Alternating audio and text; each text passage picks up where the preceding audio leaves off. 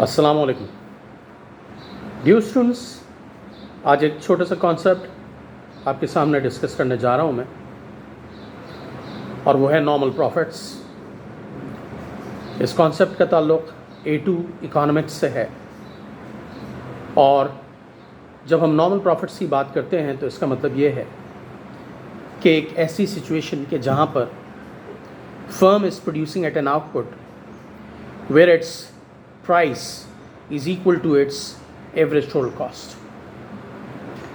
It is a situation when the average revenue is equal to average total cost, including implicit cost. क्या मतलब है इस बात का, ज़रा सा समझ लें। फर्म जिस आउटपुट पर प्रोड्यूस कर रही है, उस आउटपुट पर जो उसे प्राइस मिल रही है या एवरेज रेवेन्यू मिल रहा है, अगर वो उसकी पर यूनिट टोटल कॉस्ट के बराबर है तो वो नॉर्मल प्रॉफिट्स अर्न कर रहा है।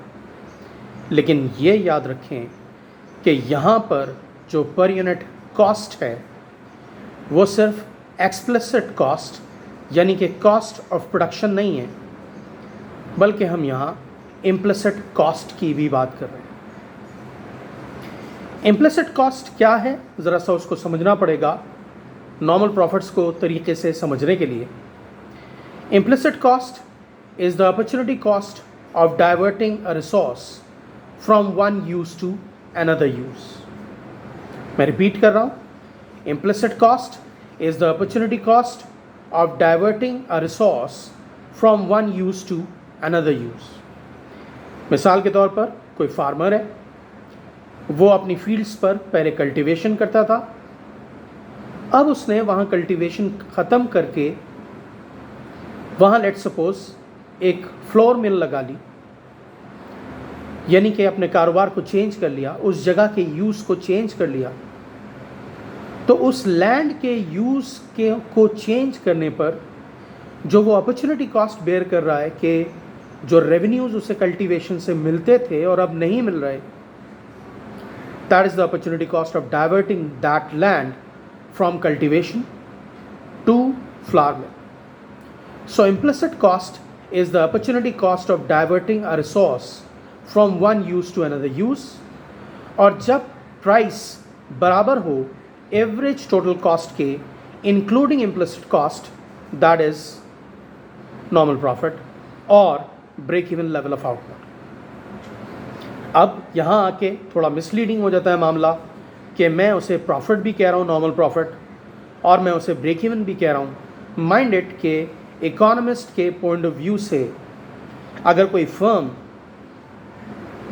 उस आउटपुट पर प्रोड्यूस कर रही है जहाँ प्राइस उसकी एवरेज टोटल कॉस्ट के बराबर हो including implicit cost, for economist that is break even level of output. लेकिन नॉर्मल प्रॉफिट हम उसे इसलिए कह देते हैं कि अकाउंटेंट अपनी कॉस्ट ऑफ प्रोडक्शन में इम्प्लिसिट कॉस्ट को काउंट नहीं करेगा, इसलिए उसके लिहाज से तो वहाँ प्रॉफिट हो रहा होगा। इस बात को मैं एक एग्जाम्पल से समझाता हूँ। फर्ज करें कि आपके 10 लाख रुपए आपके बैंक अकाउंट में पड़े हुए थे और आपके उसके ऊपर 10% इंटरेस्ट पर ईयर बैंक आपको पे कर रहा था। 10% इंटरेस्ट पर ईयर पे करने का मतलब ये है कि 10 लाख रुपए पर हर साल आपको 1 लाख रुपए इंटरेस्ट मिल रहा था। आपके किसी दोस्त ने मशवरा दिया आपको कि यार ऑनलाइन ट्रेडिंग का बिज़नेस शुरू करो और बैंक से पैसा निकाल लो, और उसने उसके ड्रॉबैक्स बताए और आपने उसकी बातों में आके वो 10 लाख रुपए निकाल लिए और आपने ऑनलाइन ट्रेडिंग के लिए इस्तेमाल कर लिए। ऑनलाइन ट्रेडिंग की एग्जांपल यहाँ इसलिए ले रहा हूँ कि मैं ज़रा सा अज्यूम करना चाह रहा हूँ कि जो इन्वेस्टमेंट है उसके अलावा कोई कॉस्ट नहीं है, ठीक है। 10 लाख रुपए का आपको ऑनलाइन ही कोई स्टफ़, कोई माल, कोई स्टॉक ख़रीदना है और उसको ऑनलाइन ही बेच देना है, मैं ये अज्यूम कर रहा हूँ। फ़र्ज़ करें कि आपने वो 10 लाख रुपए बैंक से निकाल लिए और ऑनलाइन ट्रेडिंग में वो 10 लाख रुपए लगा दिए। 1 साल बाद आपके अकाउंटेंट ने आपको इन्फॉर्मेशन दी कि 10 लाख रुपए हमारी कॉस्ट ऑफ सेल्स थी, 11 लाख रुपए हमारे पास रेवेन्यू आया है, सेल्स रेवेन्यू, और एज अ रिजल्ट 1 लाख हमारे पास प्रॉफिट है।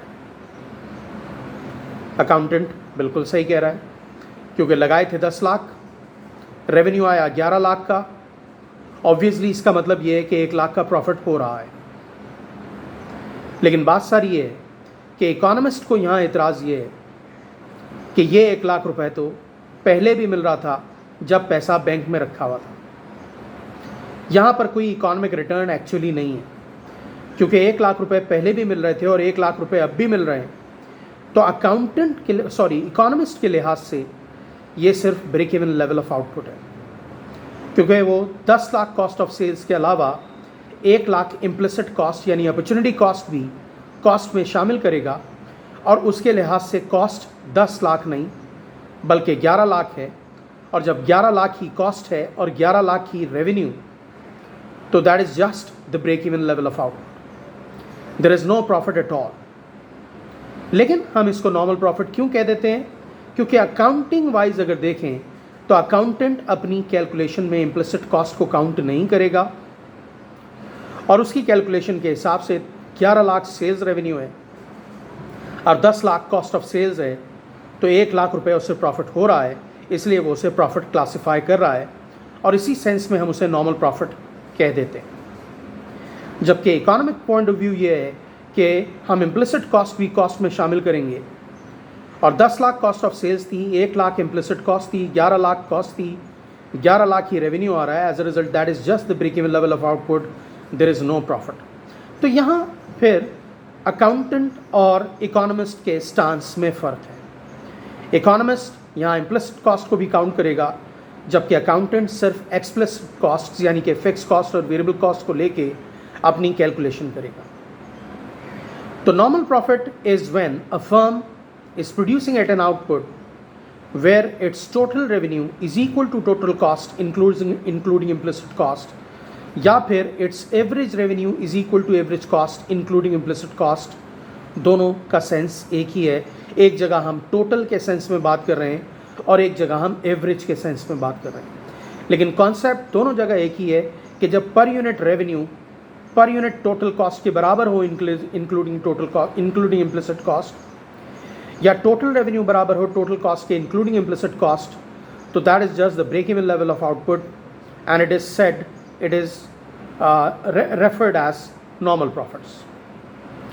नॉर्मल प्रॉफिट को हम इस तरह भी डिफाइन करते हैं कि normal profit is when a firm is earning a revenue exactly equal to what it could have earned in the second best alternative। आपको अगर उतना ही पैसा मिल रहा है जितना आपको आपके सेकेंड बेस्ट ऑल्टरनेटिव में मिलता, तो you are enjoying only normal profits. ठीक है, तो नॉर्मल प्रॉफिट्स के कॉन्सेप्ट को समझने के लिए इम्प्लिसिट कॉस्ट का कॉन्सेप्ट समझना बहुत ज़रूरी है, राइट। इकोनॉमिस्ट जो बात कर रहा है वो ये कर रहा है कि इम्प्लिसिट कॉस्ट मिला के हम टोटल कॉस्ट को कंसिडर करेंगे, और उस लिहाज से अगर टोटल रेवेन्यू टोटल कॉस्ट के बराबर है तो वो सिर्फ break even level of output है। जबकि अकाउंटेंट क्योंकि इम्प्लिसिट कॉस्ट को कंसिडर नहीं कर रहा है, इस लिहाज से उसके लिए वहाँ प्रॉफिट मौजूद है। आई होप कि आपके कॉन्सेप्ट समझ में आया होगा। अगर बात समझ में आई हो तो प्लीज़ लाइक करें मेरी वीडियो को, मेरे चैनल को सब्सक्राइब करें और इस वीडियो को शेयर करें ताकि दूसरे स्टूडेंट्स का कॉन्सेप्ट भी क्लियर हो। Thank you very much.